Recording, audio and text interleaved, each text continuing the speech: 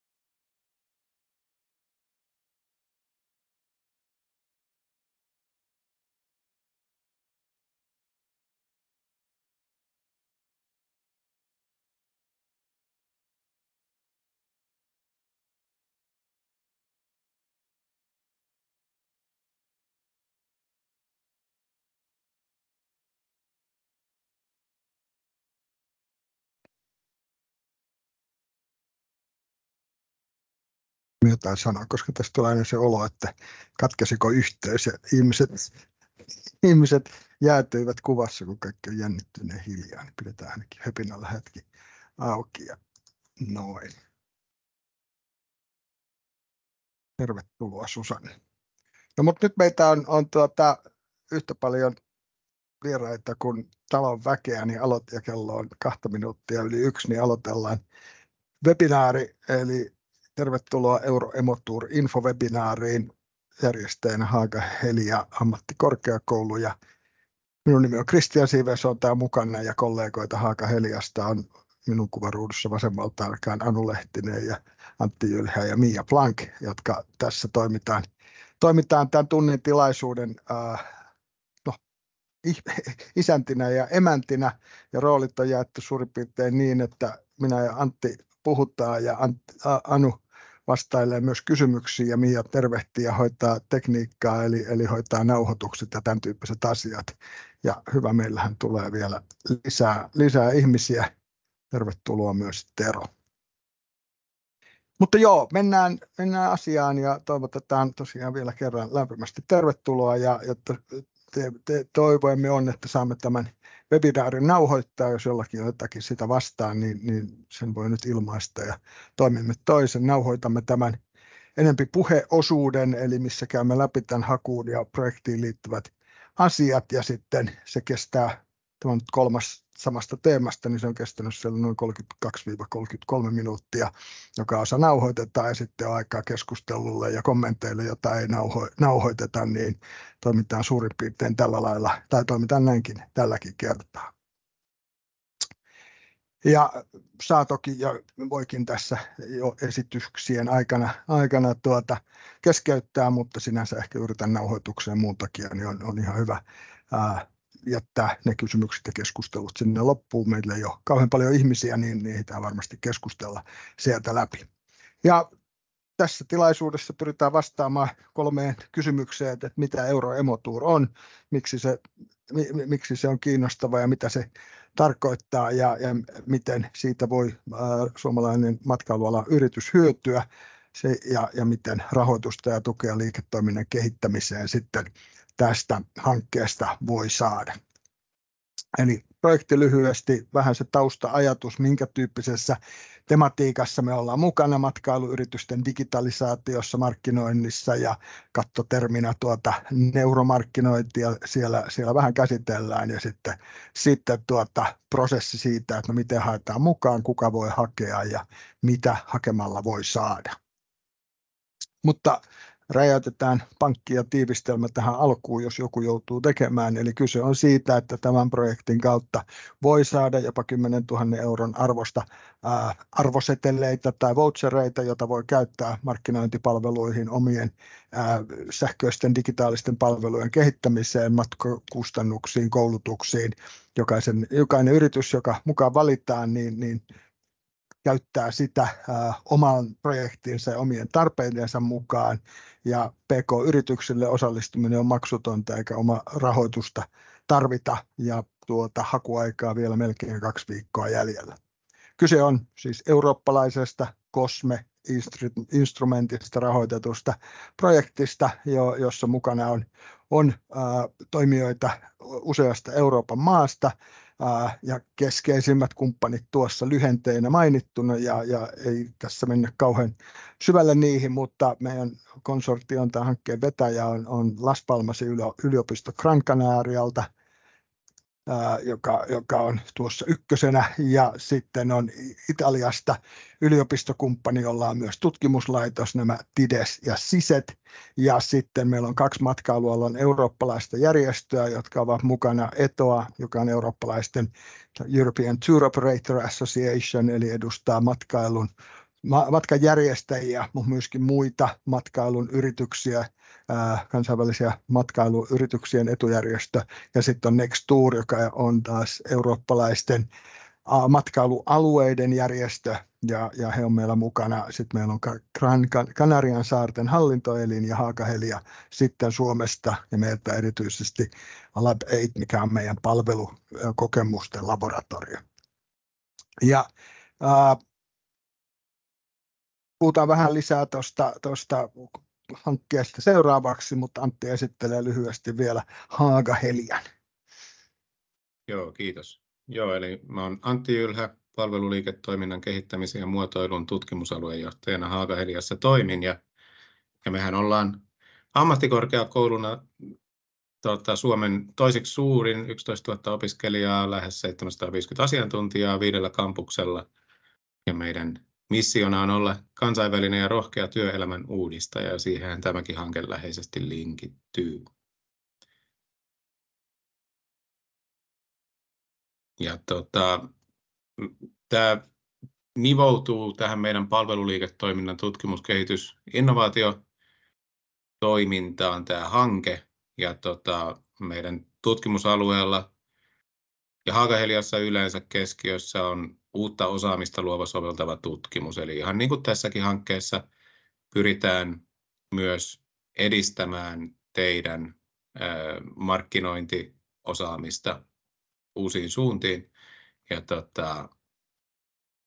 sillä tavalla tämä on hyvin lähellä sitä, mitä Haaga-Helia yleensäkin tekee. Haaga-Helialla on 4 tutkimusaluetta, joista muut on yrittäjyyden, sitten myynnin ja digitalisaation ja toisaalta ammatillisen pedagogiikan tutkimusalueet. Ja meillä tämä tutkimus- ja kehitystoiminta on erittäin vahvassa kasvussa, eli viime vuonna tuli 150% boosti verrattuna edelliseen vuoteen, ja tänä vuonna sama trendi jatkuu. Eli enemmän ja enemmän tehdään myös tämmöisiä eurooppalaisia hankkeita yhteistyössä erilaisten yritysten ja kumppaneiden kanssa. Ja meillä Haagassa, Haagan kampuksella, missä me 4 yleensä vaikutetaan, niin keskiössä on usein nimenomaan matkailu-, ravintola- ja tapahtuma-alojen hankkeet. Ja niin kuin Christian mainitsi, niin tämä hanke sijoittuu tuonne meidän palvelukokemuslaboratorioon, joka kulkee nimellä Lab8 tai Lab8. Ja siellä me tehdään tilauksesta ja hankkeissa paljon erilaisia trenditutkimuksia. Tässäkin hankkeessa on yksi tehty. Tehdään tapahtumatuotantoa ja tehdään paljon töitä uusien teknologioiden kanssa, jotka tässä hankkeessa tulee vahvasti esiin. Eli yleisesti ottaen yrityksille tarjotaan tukea palveluiden kehittämisessä yleensä digitaalisempaan suuntaan. Meillä on siellä semmoinen virtuaalitila The Box, jossa 4 seinälle pystytään projisoida materiaalia, ja sitä käytetään erilaisten vuorovaikutteisten palveluiden testailussa muun muassa. Ja tässä hankkeessa erityisen suureen rooliin nousee emootiomittaukset, eli meillä on vahva osaaminen ja laitteistot myös siihen, että pystytään mittaamaan, että mitä ihmiset tuntee sen palvelun käyttäjäkokemuksen aikana.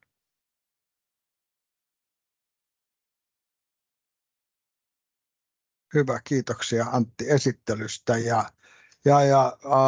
Haaga-Helia tosiaan tässä se suomalainen kumppani, ja sanotaan yleisenä asiana ennen kuin mennään yleisenä ajatuksena tässä haussa ja toimenpiteessä on se, että kontaktointi, sopimukset, rahaliikenne, suomalaisten yritysten kanssa tapahtuu Haga-Helian kautta. Eli meille tulee se raha, mistä tuossa kohta puhutaan, jota yritykset voivat käyttää, niin tulee ensin Brysselistä meille Pasilaan ja sitten Pasilasta sitä jaetaan yrityksille ja sinänsä eurooppalaista hankehierarkiaa on mukana, mutta iso osa siitä tapahtuu sitten meidän Haga-Helian kautta, että kokonaisuudessaan projektihallinto on pyritty tekemään niin, että matkailun PK-yritykset, jotka mukana on, niin heille tästä olisi mahdollisimman vähän sellaista niin kuin haittaa tai hitautta, että keskitytään oikeiden asioiden tekemiseen.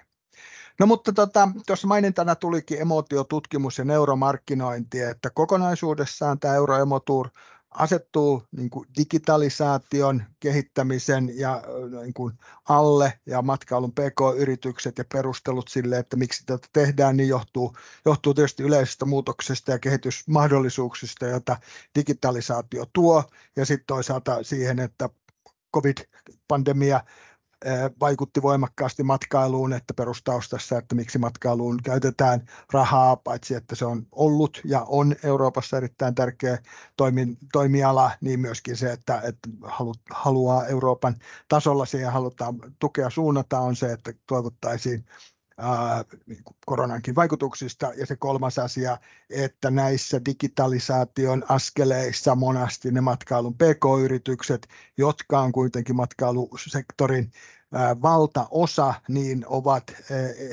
häviävät globaaleille jättiläisille siinä, kun ei ole samanlaisia resursseja hyödyntää mahdollisuuksia eikä kokeilla asioita, niin näistä Euroopan aika perustavaa laatua olevista suuntauksista, niin tässä haussa tuetaan erityisesti tosiaan matkailun PK-yrityksiä.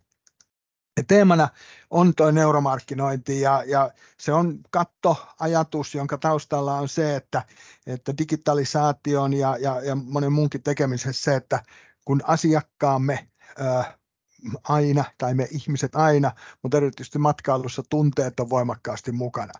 On eri asia kokea elämys kuin ostaa hammasharja. Ja se peruslähtökohta siitä, että meidän olisi syytä ymmärtää siitä tunteita, mitä matkailu saa aikaiseksi, ja myöskin pyrkiä tutkimaan niitä, että mitä reaktioita, minkälaista vaikuttavuutta meidän markkinointimateriaalilla on, miten teknologiaa voidaan hyödyntää, kun halutaan vahvistaa asiakkaiden tunteita, halutaan ymmärtää niitä, hyödyntää lisättyä todellisuutta tai virtuaalista todellisuutta, niin mitkä ne on ne vaikuttavat keinot sen tekemiseen ja minkälaisia asioita me saadaan sillä aikaiseksi. Ja sinänsä on hyvinkin laajasta kentästä, mutta että ne avainsanat siellä, että se niin kuin digitaalisuus, uudet teknologiat ja ihmisiin vaikuttaminen eri vaiheissa markkinointia ja asiakaskokemusta on niitä, jonka tyyppisiä projekteja tässä haetaan. Teknologia, niin kuin Antti sanoi, niin meillä ja samoin kuin meidän muilla kumppaneilla niin on käytössä hyvin laajakin sortimentti teknologioita, joilla voidaan havainnoida sitä, mitä ihmiset tekevät, kun he jotakin esimerkiksi katsovat verkkomateriaalia, katsovat puhelinta, katsovat vaikka printtimateriaalia, seuraavat videota tai jotakin muuta tällaista, mihin silmä tarttuu, mihin se keskittyy, mitä niitä silmänliikkeitä on ja minkälaisia kestoja eri osassa on, mutta sen lisäksi on myöskin välineistöä, jolla arvioidaan tai joka tulkitsee kasvon ilmeitä, on myöskin asioita, jotka mittaa erilaisilla antureilla ihmisessä tapahtuvia reaktioita ja sen kautta tulkitsee, onko tapahtunut innostusta, onko tapahtunut jotakin sellaisia asioita, mitä me markkinoinnilla halutaan saada aikaiseksi. Kentät, joissa tätä käytetään ja jotka sinänsä on niitä alueita, joita tällä haettavalla rahoituksella voi tehdä, niin on tosiaan miettiä niitä, että miten eri materiaalien toimivuus paranee tutkimuksen kautta, tai sitten voi olla noita ihan miten lisätty todellisuus, AR tai virtuaalitodellisuus, miten niitä voi käyttää tukena asioiden esittämiseen tai palvelujen markkinointiin tai niin kuin sanottu elämysten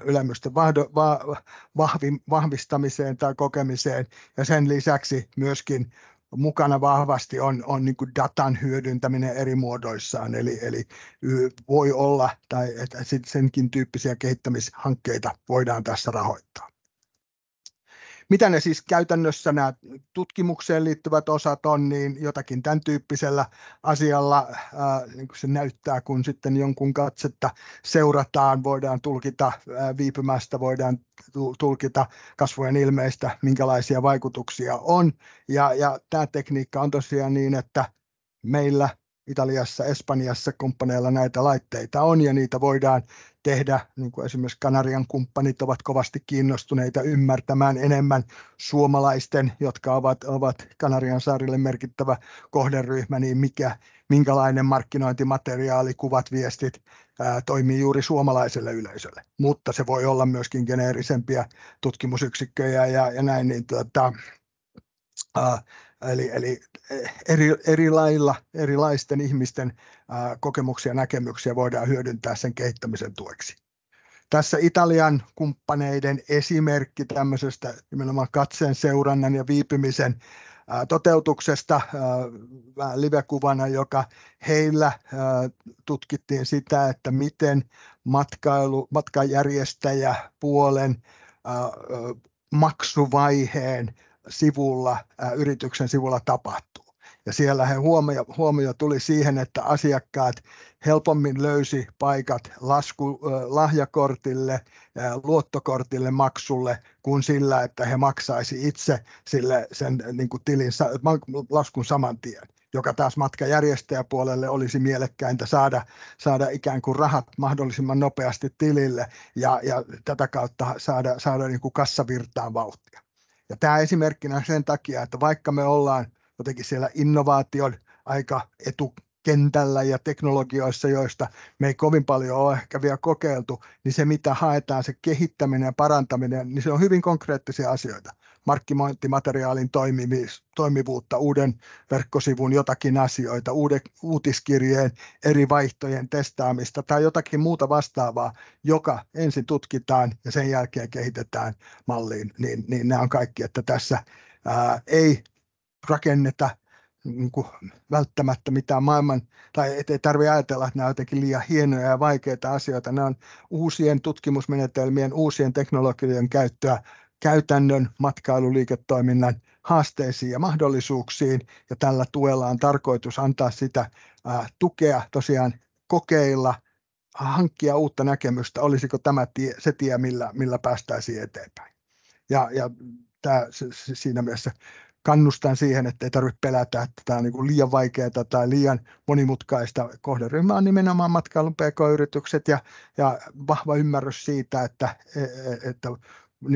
näitä asioita, korjattavia ja parannettavia asioita löytyy, ja tässä on hyvä mahdollisuus niitä viedä eteenpäin.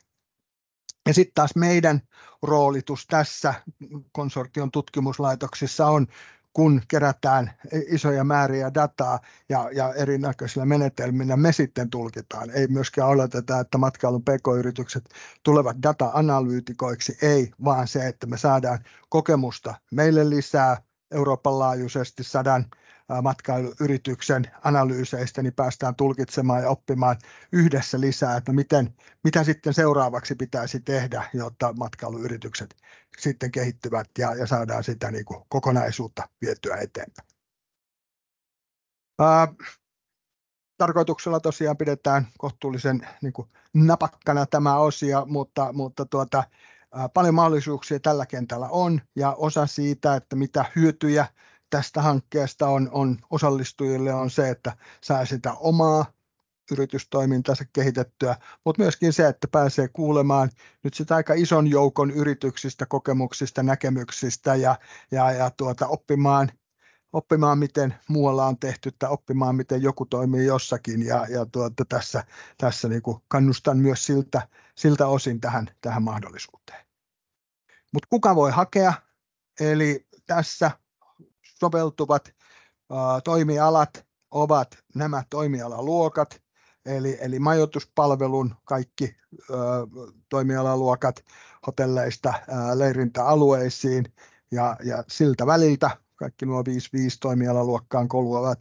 Ja sitten matkatoimistojen, matkanjärjestäjien toimintaan liittyvät 7-9 toimialaluokasta, varauspalvelut, matkaoppaiden palvelut ja sen tyyppiset muutkin. Eli siellä meillä Suomessahan on aika paljonkin niitä yrityksiä, jotka on niin kuin ohjelmapalvelusektorilla tuolla 7-9 jossakin luokassa ja sinne toimii. Tässä myöskin poikkeuksena ehkä aika monesta muusta julkisesta matkailupanostuksesta Suomessa, niin täällä tosiaan hakukelpoisia ovat myös Suomesta ulospäin suuntautuvan outgoing-matkailuyritykset, eli tässä tosiaan matkanjärjestäjä liiketoiminta, joka suuntautuu Suomesta poispäin, niin voi tähän osallistua ja hakukiinnostusta ainakin osallistunut myös sieltä puolelta.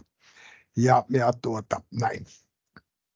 Mitä sitten hyötyä lähteä mukaan, niin kaikille yrityksille tehdään arviointi, analyysi, joka sisältää niiltä niin kuin halutusta materiaalista ja osuuksista tätä jonkun muun menetelmän kautta olemassa olevan materiaalin analyysiä. Sen lisäksi arvioidaan sitä liiketoimintaa noin muutenkin, että mihin panostaa, jotta ne niin kuin kehittämisajatukset ja kehittämispanostukset menee oikeaan suuntaan. Verkosto tulee tarjoamaan koulutuksia verkossa ja järjestetään seminaaria ja tämän tyyppisiä asioita siellä. Ja niin kuin sanoin, tätä kollega-yrittäjätukea myös Euroopasta on mahdollisuus tavata tai koodata. Ymmärretään kuitenkin toimialan niin kuin haasteet ja mahdollisuudet, että kaikilla meillä ei ole, tai että ydin on siinä jokaisen yrityksen kehittämisessä, mutta myöskin se, että mahdollisuus kuulla siitä, että miten nyt sitten incoming-toimisto Kanarialla, niin minkälaisten haasteiden kanssa he toimii, tai majoituspalvelujen välittäminen jossakin muussa maassa, niin minkälaisia asioita siellä on. Sitten tulee tämä rahallinen tuki, joka voi siis suuntautua koulutuksiin, voi suuntautua osallistumiseen tilaisuuksiin, mutta myöskin sitten niin kuin kolmannen osapuolen hankintoihin, joka nyt siis tarkoittaa käytännössä sitä, että jos analyysissä tulee esiin, että teidän mobiilipalvelun landing pageissa katse ei osukaan ja tapahtumat ei ole sellaisia kuin te haluatte, niin saatte sitten tätä rahaa voi käyttää teidän jo nykyisen markkinointidigitoimiston palvelujen käyttöön, että sitä asiaa korjataan.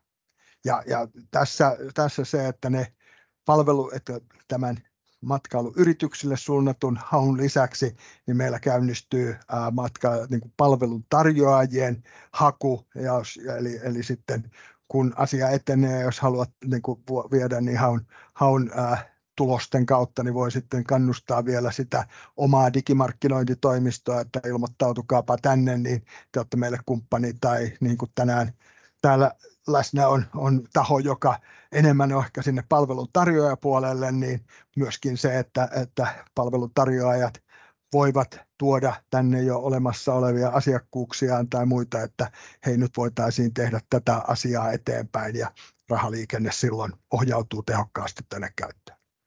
Siellä palvelutarjoajapuolella niin kuin ehdottomia sääntöjä on se, että täytyy olla tietysti niin kuin, hyväksytty yritys, joka toimii, jolla on perustila ja velvoitteet kunnossa, ja täytyy sieltä Euroopan unionin alueella, että meidän valvoja Brysselistä on ehkä 4 kertaa sanonut, että ei voi käydä niin, että se internetmarkkinointitoimisto on Israelissa tai Venäjällä, eli sitä EUn kontrolli toimii siinä, että se rahavirrat pitää pysyä täällä EUn sisällä, mutta se on sitä niin kuin normaalia asiaa siellä. Mutta tässä ei ole taas sellaisia asioita, että sitten se, jos yritys lähtee mukaan, niin hänen ei tarvitse sitten enää kilpailuttaa sitä palvelutarjoajaa, vaan se niin kuin service provider call, eli palvelutarjoaja tekee sen, että silloin ne on kelvollisia sitten suorittamaan se rahaliikenne toimii sieltä, ja niin kuin sanoin, niin se rahaliikenne toimii täällä Suomessa, eli Haaga-Heliasta sitten eteenpäin. Joo, siinä ehkä nuo tärkeimmät asiat. Meillä tiedot löytyy tuolta osin Haakahelian sivuilta, mutta haku sinänsä on keskitetty haku Euroopassa, eli kaikki kautta Euroopan hakee ETOAn ylläpitämän hakulomakkeen kautta, joka tuossa näkyy siitä screenshotti. Katsotaan kohta se vielä noin livenä, miltä se lomake näyttää. Se on sisältää kohtuullisen monta kysymystä, mutta ne on aika paljon yritystoimintaa kartoittavia kysymyksiä. Ja sitten edellytetään tässä vaiheessa kohtuullisen lyhyttä perustelua siitä, että mikä asia ja aihepiiri kiinnostaa. Siinä muistaakseni on 700 merkin raja, jossa kuvataan, että mitä yritys aikoo tehdä, ja se ei ole sinänsä niin kuin, ei tarvitse olla valmista, ei tarvitse olla vielä projektisuunnitelmaa, ei tarvitse olla mitään niin kuin, aihio siitä, että haluaisin kehittää virtuaalista todellisuutta hyödyntävää palvelua, jolla voin suorittaa markkinointia, ja jos on tiedossa joku kumppani, jonka kanssa sitä voisi tehdä, sen voi mainita, tai sitten niin kuin näitä palveluntarjoajia voidaan sitten löytää myös jälkikäteen. Ensimmäinen tietysti yksi asia tässä on se, että nyt on hyvä hetki tarttua toimeen, eli hakuaikaa on nyt jäljellä noin 2 viikkoa. Meidän rooli Haakaheliana on auttaa hakijoita tämän tekemiseen, että se ei ole mitään sellaista pykälää, että me saisi auttaa lomakkeen täyttämisessä tai vastata muihin, vaan meille on päinvastoin tämmöinen niin kuin ohjaava ja auttava rooli asetettu, että kun rahaliikenne ei sinänsä meitä hyödytä, vaan me ollaan niin kuin siinä roolissa, että toivotaan, että se kaikki saadaan jaettua niin annettua hyödyllisiin hyviin projekteihin, niin me sitä siinä mielellään autetaan. Tuossa on muutama sähköposti, mutta myöskin Anu ja Antti samalla logiikalla, etunimi, sukunimi, Haakahelia voi auttaa, ja meistä erityisesti Anu, minä ja Mia voidaan siinä auttaa. Kaikkiaan rahaa tähän siis käytetään yrityksille. Jaettava rahapotti on Euroopassa 450 000 €, jolla rahoitetaan 100 yritystä maksimissaan, ja se rahamäärä, joka yrityksille tulee, niin se vaihtelee sitten 3 000 maksimissaan 10 000. Eli se projekti, joka sitten jokaisen kanssa tehdään, sen rahan käyttö, niin se sitten jakaantuu tai se muokkautuu, että se ei ole kaikille sama summa, vaan sen tarpeen ja näin kautta se mitoitetaan siellä. Meillä Suomesta mukaan haetaan tai valitaan 20 yritystä, ja koko Euroopasta siis 100, ja jakaama niin, että 20 meiltä Suomesta ja koko Suomesta, missä tahansa päin Suomea saa toimia ja kotipaikka olla, sillä ei ole mitään väliä. Sitten Espanjasta ja Italiasta haetaan Kanarian saarilta ja Veneton alueelta, ja sitten sen lisäksi 40, näistä kaikista 20 yritystä ja sitten 40 muualta Euroopasta sitten eri puolilta. Me ollaan nyt niin kuin hakuajan viimeinen kolmannes käynnissä, ja meillä vielä Suomesta hakupaikkoja on auki, eli kannustan kyllä niin kuin tarttumaan toimeen, jos asia kiinnostaa sinänsä, että hakee, niin se ei vielä velvoita mihinkään, että sitten voi vielä vetäytyä, mutta toivomme tietysti, että sillä vakavuudella haetaan, että mukaan haluaa myös aidosti tulla.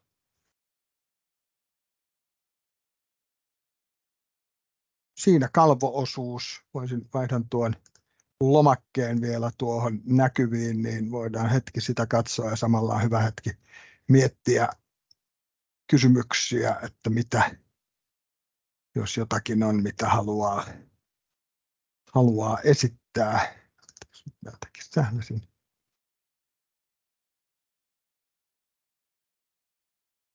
Se määrään paikkaan nytkin. Onnistuiko nyt oikea haku, vaikka joku kollega, joku sivu näkyvillä? Kyllä, nyt näkyy. No niin, hyvä. Eli Euroemotur niminen alasivu tuolta löytyy sieltä meidän tiedotteista, ja laittaa vaikka tuonne chattiin myös linkki tänne suoraan.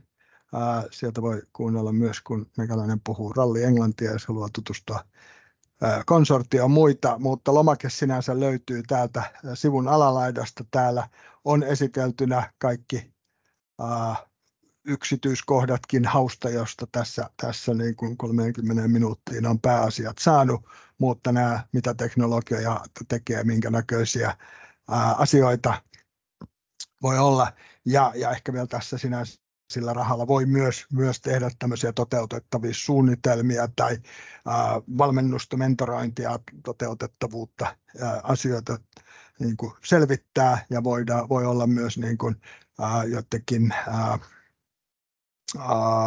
lisenssien maksuja, jotka on sen ajan voimassa, kun projekti on voimassa, ja monia muita asioita. Että sinänsä hyvinkin laajalla kentällä siitä, että mitä tehdään, niin voi tällä rahalla tehdä, ja muut tämän tyyppiset asiat. Ja täällä alimpana sitten tämä hakulomake. Emme käy sitä kohta kohdalta läpi, mutta näin, että siellä on yhteystietoja, tietoja siitä yrityksen kotipaikasta, osoitteista, taustatietoja, bisneksen, millä liiketoiminta-alueella on, kokoa, kuinka paljon ihmisiä on töissä, ja se, että haun kohteena täytyy olla rekisteröity yhtiö, osakeyhtiö tai muu toiminimiyrittäjyys. Siitä ei meillä, mutta tuolla kollegojen kanssa käydään selvitystä, että voiko toiminimiyrittäjä olla hakukelpoinen, että sitä en osaa ihan varmaan vielä sanoa. Mutta no sitten, eli kuvaa siitä, että minkälaisia digitaalisia kanavia käytetään, ja niin kuin näkee, niin iso osa on niin kuin rastitettavaa, ja sitten omien linkkien esimerkiksi tuomista, että on niin kuin paljon tämän yrityksen toiminnan taustoittavaa kysymystä, ja sitten kuvausta yrityksestä, ja viimeisenä täällä sitten 750 merkkiä oli se niin kuin, mitä haulla haluaa saada aikaiseksi. Eli yritetty pitää kohtuullisen yksinkertaisena prosessina, ja sillä lailla tehdä haku helpoksi, mutta myöskin sama tavoite meillä on, että se toteutus olisi tällaista yritykselle helppoa. Meidän tehtävä on hoitaa sitten siitä hallinnollisia asioita ja näin päin pois. Viimeinen asia, jonka sanoin ennen kuin avataan keskustelua, on se, että rahoituksen tai rahavirrat kulkee vaiheittain 3 vaiheessa, ja niin, että eli ensimmäinen maksu sitten, kun on suunnitelma hyväksytty, niin ensimmäinen maksu tulee siitä, ja sitten siitä vaiheittain rahat siirtyy 3 erässä, ja kyse on niin sanotusta lump sum-tyyppisestä rahoituksesta, eli ei edellytä tuntikirjanpitoa yrityksiltä tai muuta, vaan sovittuja tuotoksia esittämällä maksetaan, jolloin suurin piirtein projektisuunnitelma on se ensimmäinen, jolla saa, toinen on joku sovittu tuotos, voi olla proto tai joku muu vaihe, ja loppusuoritus sitten, jos nyt tehdään joku parannus tai muutos tai pilotointi tai joku muu, niin kun se dokumentoidaan tai se voidaan esittää, että nyt se on tehty, niin se sitten sen perusteella maksetaan sitten se ikään kuin loppuosa. Ja kyse on de minimis tuen alaista, eli yritykset voi saada julkista tukea rajallisia määriä, niin tämä on sen tyyppistä tukea kuitenkin, että sitten se on hyvä huomioida siellä yrityskohtaisissa asioissa. Mutta siinä pähkinänkuoressa pläjäys jälleen, ehkä hieman monologina, tuli pahoittelut siitä, mutta